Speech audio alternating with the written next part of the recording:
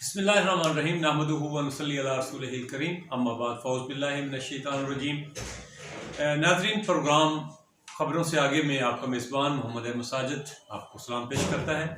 आज हमारे प्रोग्राम में हमारे मेहमान हैं हज़रत अल्लामा मौलाना मोहम्मद नईम रज़ा नूरी साहब, जो कि नायब सदर हैं मरकज़ी जमात अहले सुन्नत हवेली लखा के और नैमिया ग्रुप ऑफ एजुकेशन के चेयरमैन होने के साथ साथ मुख्तलिफ समाजी फलाही तंजीमात के रूह रवां भी हैं। नाज़रीन, हमारे चैनल को आपने अगर सब्सक्राइब नहीं किया तो हमारे चैनल को सब्सक्राइब कर लें ताकि हमारी तमाम खबरें और इंटरव्यूज़ जो हैं आप तक बर वक्त पहुँचते रहें। नाज़रीन, इस वक्त हमारे वतन अजीज़ पाकिस्तान में कोरोना वायरस के फैलाव के इक़दामात जो है वो किए जा रहे हैं और मरीज़ों की तादाद में रोज़ अफजून जो है इजाफा हो रहा है।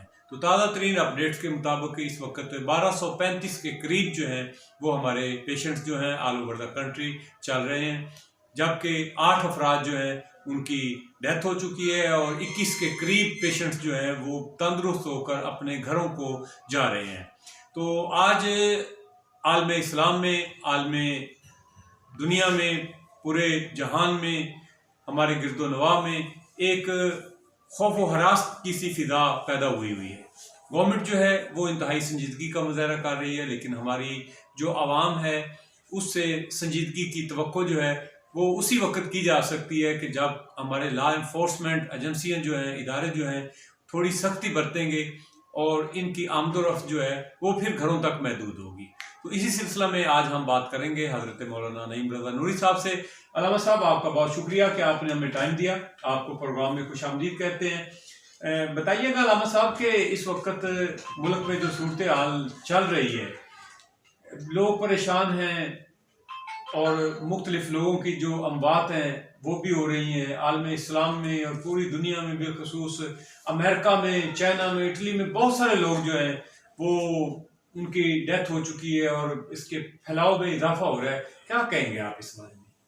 बिस्मिल्लाहिर्रहमानिर्रहीम। सबसे पहले तो मैं आपका शुक्रिया अदा करता हूँ कि आपने आज मुझे मौका दिया और फिर बैठ कर बातचीत करने का हालात हज़रा पे। तो जैसा कि आप फरमा रहे हैं, अल्लाह रब्बुल इज़्ज़त जल्ला जलालुहु कलाम पाक में इरशाद फरमाया, वला नबलुवन्नकुम बिशैइन मिनल खौफि वल जुइ व नक़्सिन मिनल अम्वालि वल अनफुसि वस्समरात वबश्शिरिस साबिरीन। अल्लाह रब्बुल इज़्ज़त जल्ला जलालुहु इरशाद फरमाता है कि हम आजमाइश करेंगे मुख्तलिफ़ चीज़ों से, मिनल खौफ से, वल जू भूख से, व नक़्सिन मिनल अम्वाल मालों की कमी से, वल अनफुस और जानों की कमी से, वस्समरात और फलों की कमी से, वबश्शिरिस साबिरीन और जो सब्र करने वाले हैं उनके लिए अल्लाह की तरफ से खुशखबरी है। तो आज इस आयत मुबारक को अगर मद्देनज़र रखा जाए तो पूरी उम्मत मुसलमान बल्कि पूरी दुनिया जो है वो खौफ के आलम में मुबतला है। खौफ भी है, मालों की कमी भी है, क्योंकि हर जगह पे जैसे हम लोग जानते हैं सब कि कर्फ्यू वगैरह का मुख्तलिफ़ जगह पे नफाज है या मुख्तलिफ़ जगह पे यानी दुकानों को बंद कर दिया गया है या पब्लिक प्लेस जो हैं उनको क्लोज़ कर दिया गया है। तो जो मज़दूर तबका है वो भी पिस कर रह गया और जो हैंड टू माउथ थे वो भी बड़े परेशान हैं। तो लेकिन दूसरी तरफ देखा जाए तो वायरस की वजह से हर बंदा जो है वो खौफ में मुबतला है। तो आयत मुबारक में सबसे पहला फरमाया कि हम आजमाइश करेंगे मिनल खौफ से, वल जू इसके बाद भूख की बात आ जाती है, व नक़्सिन मिनल अम्वाल मालों की कमी, जी इसमें यानी जानवरों का ना होना, ख़त्म हो जाना या कहत का पड़ जाना या जैसे ये बारिशें वगैरह यानी मौसम के बगैर आ रही हैं तो इस चीज़ का आ जाता है, मालों की कमी आ गई। बल अनफुस और जानों की कमी, जैसे वायरस वगैरह की वजह से कितनी अमवात हो चुकी हैं, यानी मुस्लिम उम्मा के अलावा यानी गैर मुस्लिम जो है उन पे तो बहुत बड़ी यानी ये अल्लाह ताला की तरफ से आफत आई हुई है। जी अमेरिका को देखिए आपके सामने है कि अल्लाह रब्बुल इज़्ज़त जल्ला जलालुहु की तरफ उनका भी यानी लोगों का रुजू हो रहा है। जैसे कि आपने देखा होगा वाइट हाउस में यानी कुरान पाक की तिलावत हो रही थी जी। तो ये अल्लाह रब्बुल इज़्ज़त की तरफ से जो है आजमाइश है, जो मुसलमानों पे भी है, गैर मुस्लिम जो है उन पे जो है सख्ती के लिए है।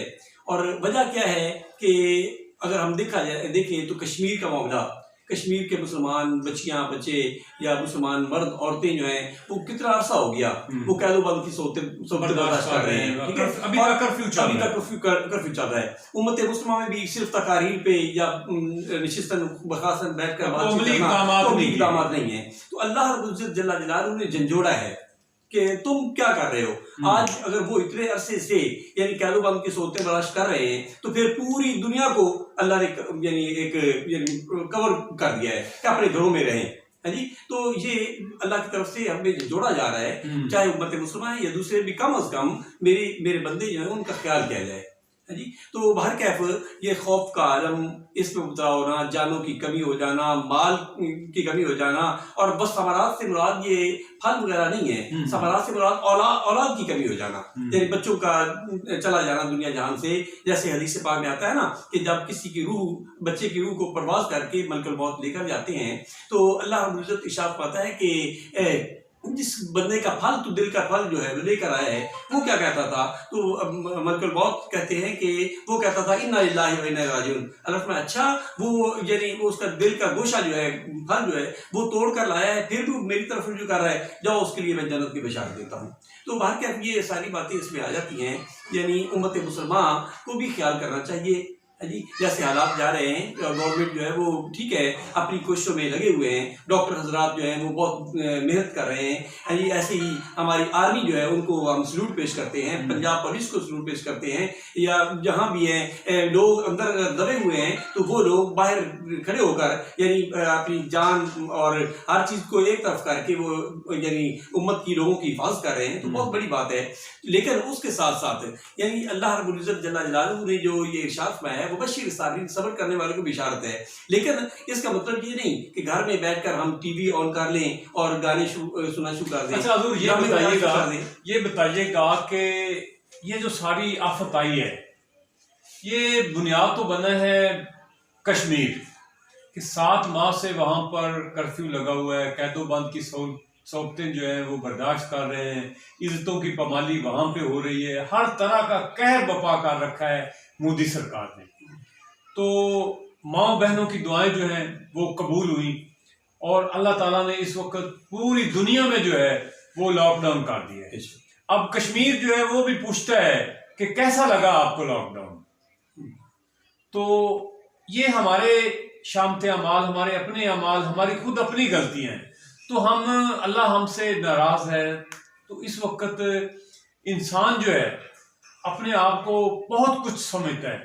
इस वक्त आकर दुनिया भर की साइंस जो है वो खत्म हो गई है और सब ने हथियार डाल दिए हैं और अल्लाह की तरफ जो है जो गैर मुस्लिम लोग हैं, जैसे इटली हो गया, अभी आपने अमेरिका का भी जिक्र किया कि वहां पर व्हाइट हाउस में भी तिलावत कलाम पाक से मीटिंग का आगाज किया गया। इटली के लोग जो गैर मुस्लिम हैं वो भी मुसलमानों के साथ मिलकर जो है वो अल्लाह के हजूर में सजदे कर रहे हैं। तो आप क्या कहेंगे इस बारे में? वजह यह है कि रुजू इल्लाह होना चाहिए, लेकिन क्योंकि उम्मत मुसलमान या दीगर लोग जो है वो गफलत का शिकार हो चुके थे। बिलखसूस यानी कई ऐसी ताकतें वो अपने आप को सुपर पावर समझती थी। अल्लाह ने झंझोड़ा है कि सुपर पावर जो है वो मैं हूँ। अल्लाह की ज़ात जो है ना, हम लोगों ने दीगर यानी चीज़ों को यानी अपना मावा और मलजा समझ लिया था, लेकिन अल्लाह की ज़ात जो है वो है। अल्लाह ने फरमाया कि मैं हूँ सुपर पावर। जहाँ साइंस जो है वो बिल्कुल खत्म हो गई, साइंसदानों ने हाथ खड़े कर दिए कि ये वायरस जो है हमें पता ही नहीं चल रहा। ये भी अल्लाह का लश्कर है, याद रखें। और याद रखें कि लश्कर का तरियाक एक जहर होती है ना, उसका तरियाक होता है और जहर को जहर ही मारती है। तो ये लश्कर लाने का मकसद है। इसमें कई चीज़ें पोशीदा आ जाती हैं, जैसे आप फरमा रहे हैं कि अब कश्मीर के अवाम के लिए उनकी दुआएं भी रंग लाई, उनकी तरफ हमने तवज्जो ही नहीं दी सिवाय खाने पीने के या बातचीत करने के, यानी अमली काम कोई भी नहीं किया। तो इसके साथ साथ यानी पर्दे के बारे में अल्लाह के अहकामात वाज़ेह हैं, लेकिन पर्दे का मजाक उड़ाया जाता था। तो आज यानी आपने देखा होगा कि हर एक मर्द और खवातीन जो है वो पर्दे में यानी बिल्कुल सभी ने जो है ये मास्क पहने हुए हैं और बिल्कुल मास्क पहने हुए हैं, एहतियात चल रही है। हाँ जी, तो यानी ये अल्लाह की तरफ से वार्निंग है। हमें क्या चाहिए कि हम अल्लाह की तरफ तौबा करें सच्चे दिल से, अल्लाह तो इतना मेहरबान है, इतना मेहरबान है। अल्लाह फरमाता है कि अगर कोई फासिक गुनाहगार मेरी बारगाह में आकर मुझे एक दफ़ा कहे कि या अल्लाह, तो मैं 2 दफ़ा कहता हूँ जी मेरे बंदे, जी मेरे बंदे। तो आज उम्मत मुसलमान जो है इस तरफ पहली बात सच्चे दिल से तौबा करें। और तौबा भी कौन सी? तौबा नसूहा। ये नहीं कि एक तौबा कर ली फिर गलती कर ली फिर नहीं, तौबा नसूहा, सच्चे दिल से तौबा करें कि या अल्लाह तू हमसे नाराज है, हमसे सजदे जो है वो छीन लिए गए। आपके सामने है काबतुल्लाह और मस्जिद नबी जो है, बिल्कुल वहां भी लॉकडाउन हो चुका है, तो सजदे हमसे छीन लिए गए। तो ये कोई आम बात नहीं है, ये अल्लाह हमसे नाराज है। तो अल्लाह से गिड़गिड़ाकर हम माफी मांगे, सच्चे दिल से तौबा करें। तौबा करने के साथ साथ जो आका इस्लाम के इरशादात हैं उस पर अमल करें। बेखसूस अगर हम घर से बाहर निकलते हैं तो आका इस्लाम ने फरमाया कि पढ़ के निकलो बिस्मिल्लाह। जब इंसान बिस्मिल्लाह रहमान रहीम पढ़ के निकलता है बिस्मिल्लाह, तो अल्लाह फरमाता है कि ये मेरा नाम ले रहा है जी। फिर सरकार फरमाया कि वतवक्कलतु अलल्लाह, कहे बिस्मिल्लाह वतवक्कलतु अलल्लाह। जब इतना कहते हैं तो अल्लाह फरमाता है कि ये इसने मुझ पे भरोसा किया है। और साथ रसूल सल्लल्लाहु अलैहि वसल्लम फरमाया कि इसके बाद कहो ला हौला वला कुव्वता इल्ला बिल्लाह। जब इतना बंदा कह देता है तो वो बंदा अल्लाह की हिफाजत में आ जाता है। ठीक है, तो ये जितने भी ये मामलात चल रहे हैं कि हिफाजत करनी चाहिए। वो उसकी हिफाजत करता है। ऐसी ये आफत जो आसमानी बनाए जो हैं इनके भी आका इस्लाम फरमाया कि अल्हम्दुलिल्लाहिल्लज़ी आफानी मिन बब्तला कबिही वफद्दलनी अला कसीर मिम्मन खलक़ तफ़दीला। इसको पढ़ना चाहिए। तो ये हम यानी मैं बल्कि नाज़रीन से भी रिक्वेस्ट करूंगा कि अपने बच्चों को, बच्चियों को, बहनों भाइयों को इस चीज़ की तलकीन करें कि पहली बात है घर में रहें, लेकिन अगर बाहर आना जाना होता है तो बिस्मिल्लाहिर्रहमानिर्रहीम बिस्मिल्लाह तवक्कलतु अलल्लाह वला हौला वला कुव्वता इल्ला बिल्लाह पढ़ के आयतुल कुर्सी पढ़ के निकलें। अल्लाह रब्बुल इज्जत की मेहरबानियां जो है वो शामिल हो जाएंगी। अल्लाह साहब ये देखिए कि अब ये अज़ाब जो आया है हम पर, गलती किसी की और आलम इस्लाम जो है वो सारा भुगत रहा है। आलम इस्लाम मतलब ये भी ज़ुबानी जमा खर्च पे थे। अमली इक़दाम अगर इन्होंने भी किए होते तो कश्मीरियों को अगर ये आज़ादी दिलवा देते, उनका ये लॉकडाउन नहीं खुलवा सके। आज खुद जो है वो मुसीबतें और परेशानियां जो है इनका मुकद्दर ठहरी हैं।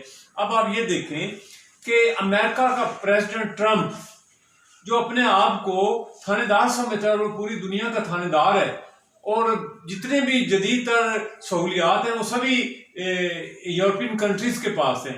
लेकिन आज जो है वो अमेरिकन प्रेसिडेंट ने चाइना के जो प्रेसिडेंट हैं उनको रिक्वेस्ट की है कि हमारे साथ जो है वो आप तामन करें कि आपने कैसे कोरोना को शिकस्त दी है, तो हमारे साथ भी आता। अब जो अमवात का रेट है वो चाइना से भी ज्यादा अमेरिका में हो चुका है, और बहुत सारी तादाद जो है, बहुत सारे नंबर जो हैं वो जो कोरोना पेशेंट्स हैं उनकी तादाद में भी इजाफा हो चुका है। अब आप ये देखें कि जितने भी ये क्लब थे, नाइट क्लब थे, फाशी उरियानी जना के अड्डे थे, अब वो सारे बंद हो चुके हैं। शादी हाल बंद, स्कूल बंद, मदरसे मसाजिद बंद। आप ये देखें कि हमारे सिंध में आज जुमा की नमाजें जो है वो नहीं पड़ेंगी। वहां पर सिंध गवर्नमेंट ने जो है मुकम्मल तौर पर जो है वो लॉकडाउन किया हुआ था। हुक्म ये दिया गया है कि मसाजिद में जो इंतजामिया के लोग हैं 3 से 5 लोग जो हैं वो नमाजें अदा करेंगे।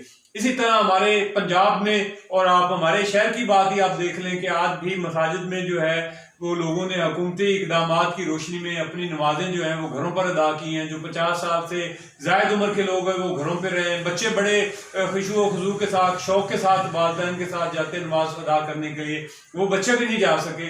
आपने खुद भी आज जुमा पढ़ाया है, तो मतलब लोगों की तादाद जो है वो हुकूमती इक़दामात की रोशनी में कम रही है। क्या कहेंगे आप इस बारे में? वो तो आप जैसे कह रहे हैं कि हुकूमती इक़दामात की वजह से तादाद कम रही है, लेकिन अगर देखा जाए तो लोगों का जो था वो ज़ौक़ शौक ज्यादा था। क्योंकि वजह क्या है कि पहली बात कि सरकार से अल जुमा तो ईद अल मुस्लिमीन, जुमा मुसलमानों की ईद का दिन है, तो 5 नमाजें जो हैं वो पढ़ी जाती हैं। ठीक है, उसमें भी लोग जो हैं वो रुजू इल्लाह कर रहे हैं, यानी जो नमाज नहीं पढ़ते थे वो अब तौबा इस्तिग़फ़ार करके नमाज की तरफ राग़िब हैं। और जुमा जो था वो हुकूमती अहकामात के बावजूद, ठीक है कहीं किसी जगह पे होगा मुख्तलिफ लोग नहीं आए, लेकिन बच्चे ठीक है, बच्चों को घर में बिठाया गया था, लेकिन एक बुजुर्ग को मैंने खुद कहा कि आप घर में नमाज पढ़ लें। उसने कहा जब से हम जवान हुए हैं मैंने जुमा कभी नहीं छोड़ा। उसके आंखों में आंसू आ गए।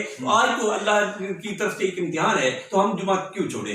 तो यानी बल्कि मस्जिदों की तरफ लोगों का रुख ज्यादा है और मस्जिद बल्कि अल्लाह तबारक व तआला के फरमान के मुताबिक जब अजान को देखा जाए हय्या अल सलाह हय्या अल फलाह तो उसमें यही आवाज होती है, पुकार होती है कि आओ फलाह की तरफ, और नमाज की तरफ। फलाह फलाह का मतलब ये नहीं होता कि मुसीबत की तरफ आना है। फलाह का मतलब ये है कि जब अल्लाह की बारगाह में आएंगे तो अगर मुसीबत है तो उससे भी अल्लाह ताला बेबारी फरमा देगा। अच्छा, गुजरी हो जाएगा। हजूर ये फरमाइएगा कि उलमाए कराम के मुतफिका फैसला के मुताबिक जो है रात 10 बजे अजानों का सिलसिला जो है वो तीसरा चौथा दिन है शुरू हो जाता है, तो इसकी क्या शरई हैसियत इसकी क्या है?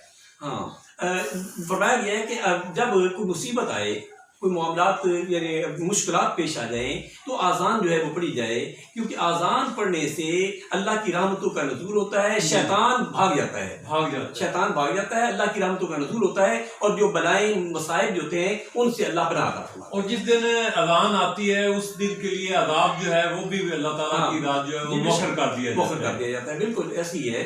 और फिर ये बताना भी था ना, मुख्तलिफ हुकूमतों ने यानी मसाजिद के स्पीकर जो है वो बंद करवाए। अगर देखा जाए तो आज अल्लाह ने ये इम्तिहान लेकर ये बता दिया है कि उम्मत मुसलमान हर घर की छत पे यानी अज़ान। क्या बात है, क्या खूबसूरत आपने बात की है। अब ये देखें आप कि इंसान जो है वो ऐसा ऐसा अल्लाह ताला ने इंसान को अपना नायक तो बनाया है ना। जी बेशक अल्लाह ताला ने इंसान को अपना नायक तो बनाया है, लेकिन अब इंसान अक्ल कुल बनता जा रहा था। अल्लाह ताला ने ये बता दिया है, ये साबित कर दिया है, ये दिखा दिया है कि मैं ऊपर बैठा हूँ। बेशक ये अल्लाह की शान है ना, ठीक है ना, मतलब सारे मामलात जो है अल्लाह ताला ने इस पे कादिर है। जी अल्लाह ने बताया है कि भी ठीक है मैंने तुझे इज्जत से नवाजा, लेकिन ना इससे बढ़कर और क्या इज्जत हो सकती है कि फरिश्तों से सजदा करवाया गया। हाँ फरिश्तों से सजदा करवाया गया, बहुत बड़ी इज्जत है। बालकत करना बनी आदम का ताज पहनाया गया, हजरत इंसान का लक़ब और अशरफुल मखलूकात कहलाया गया। फिर अशरफुल मखलूकात होकर अल्लाह का खलीफा होकर फिर वो अल्लाह से मुंह मोड़े या यानी अल्लाह की नाराजगी मोड़ ले, तो ये बहुत बड़ी यानी बुरी बात है।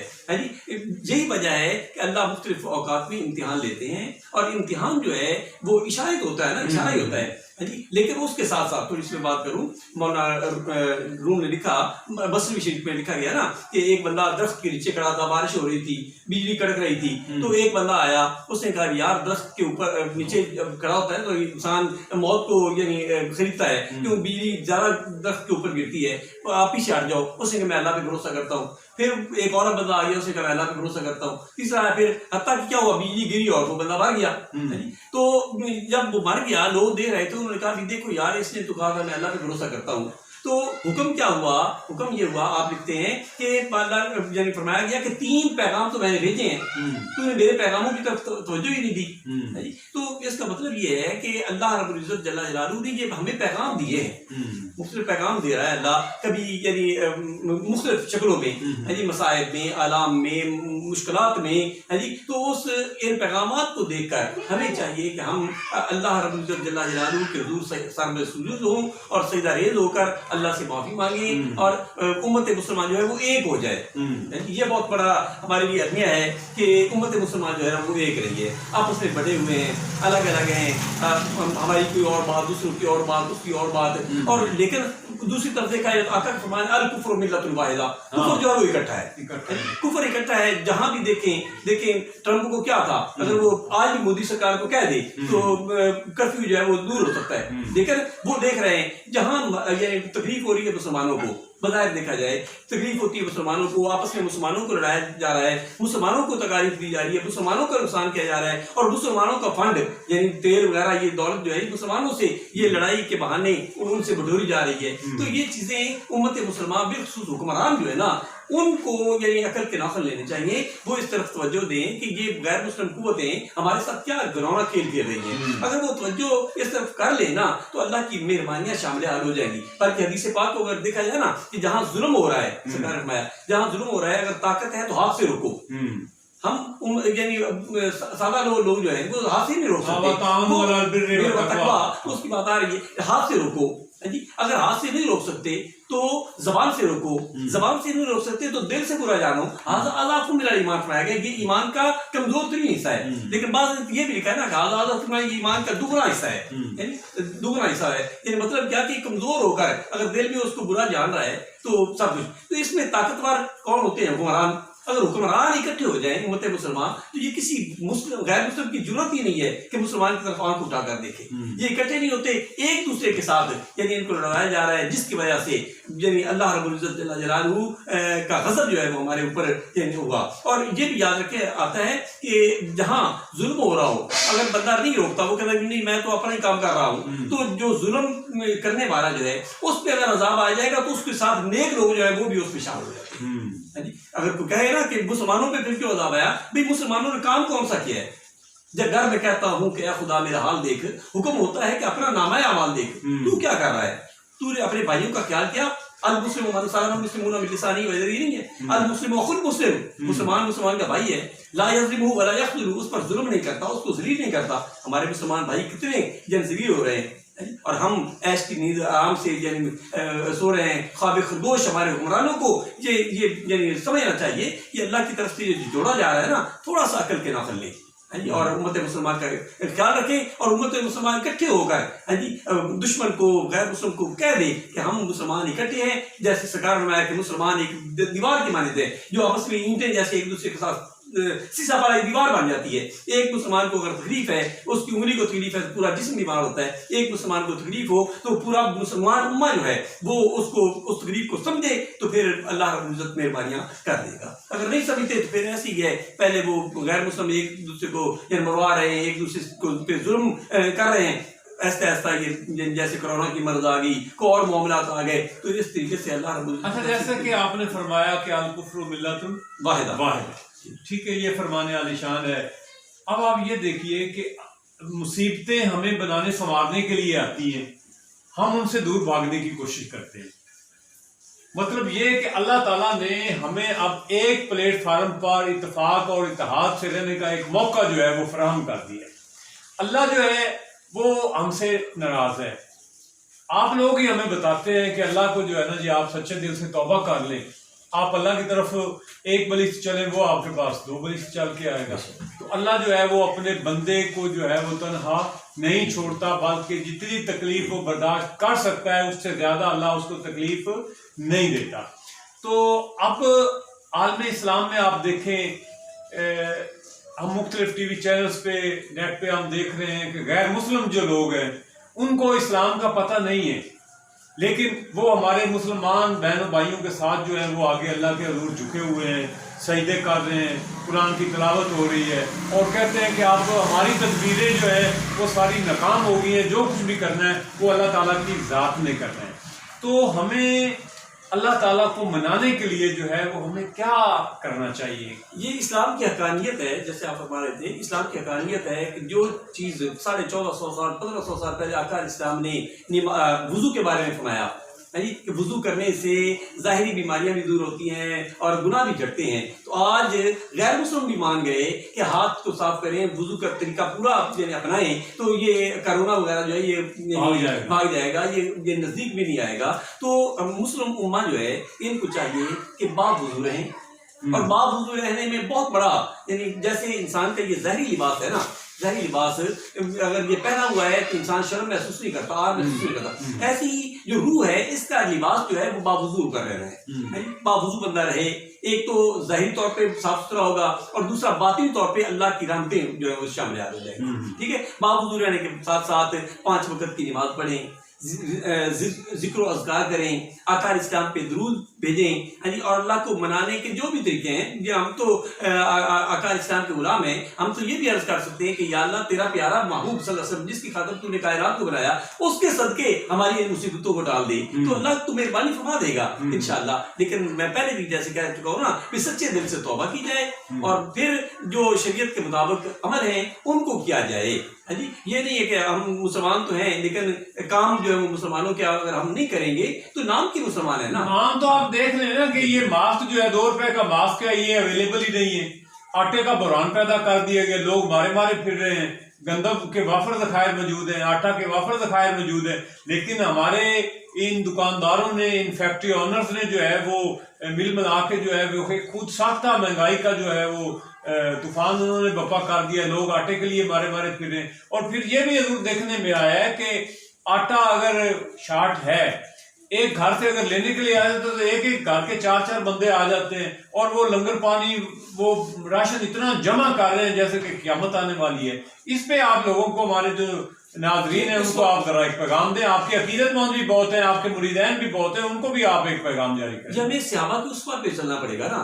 वो एक जंग में सहाबा जख्मी थे ना, तो पानी एक को दिया गया तो उसने आगे उसने कहा दूसरे भाई को दे दो, दूसरे को दिया गया उसने तीसरे दे, हत्ता के वो पानी चलता चलता पहले सहाबी के पास आ गया तो देखा तो दूसरे जो थे शहीद हो चुके थे, ठीक है ना। तो ये हमारे लिए एक मिशन रहा है ना कि हम सहाबा के नक्शे कदम पर चलें। एक भाई, बल्कि इस हद तक है कि अगर एक दुकान, मैं पिछले दिन पढ़ रहा था कि एक दुकान पे गाहक अगर आ रहे हैं ना, तो उसने देखा भी सामने भाई की दुकान है, उस पे गाहक नहीं जा रहा, तो वो गाहक तो कहता कि यार उससे ले लो, मेरे पास भी है लेकिन उससे ले लो।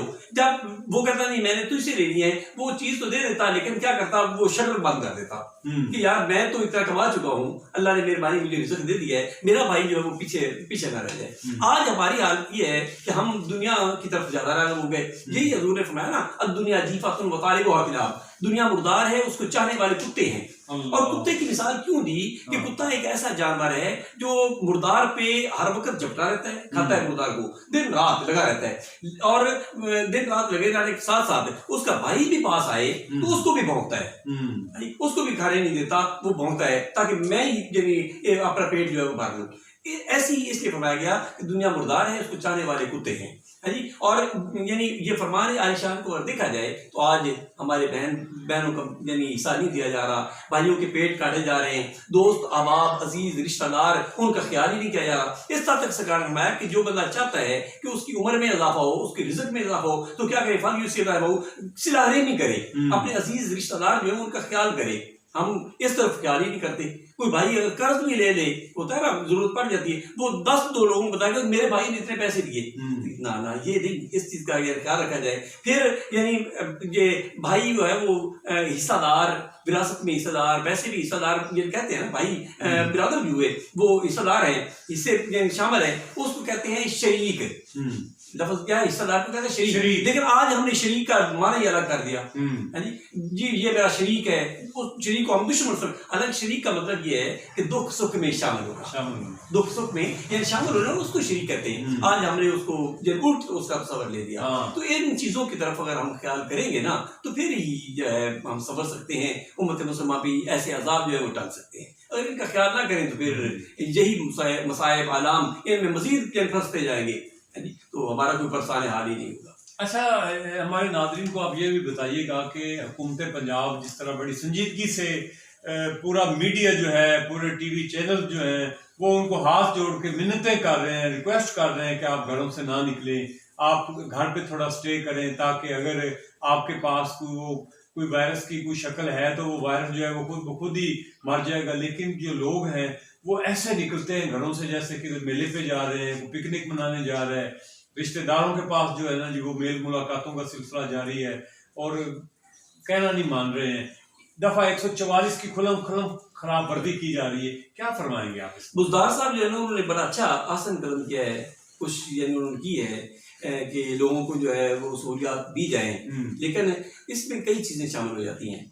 एक तो जैसे आप कह रहे हैं कि जैसे ईद का माहौल होता है, एक दूसरे के मेल मिलाप, उनको चाहिए कि ये मेल मिलाप छोड़ दें, है जी, तन्हाई अख्तियार करें, घर में रहें, खुदारा अपने बच्चों का भी ख्याल करें, अपने बहन भाइयों का भी ख्याल करें, घर में रहें, ठीक है, वो बेहतर है। लेकिन उसके साथ साथ जो मजदूर तबका है उसका बहुत बड़ा एक यानी अलमिया है जी। वो मजदूर बेचारे यानी बाहर धक्के खाते फिर रहे हैं, कहते मेरे पास मजदूरी नहीं है। आज मेरा एक वफादार वो कह रहा था ये इतने दिन हो गए मेरा काम ही नहीं है, मैं घर में क्या खाऊं, क्या लेकर जाऊं। फिर जो पैकेज दिया है इमरान खान साहब ने, ठीक है, अच्छा है, लेकिन 3000 में यानी एक फैमिली का तो मेरे ख्याल में कुछ भी नहीं बनेगा, वो यानी नमक जैसे ही है हिसाब। तो ये वो इनको हुकूमत को ये चाहिए, जैसे ये तुर्की का आज हम देख रहे थे, उसमें उन्होंने घरों में सारा राशन जो है वो सप्लाई कर रहे थे, है जी। या चाइना में देखें तो उन्होंने लॉकडाउन जब किया था ना, घरों में वो लोग जाकर वो देते थे,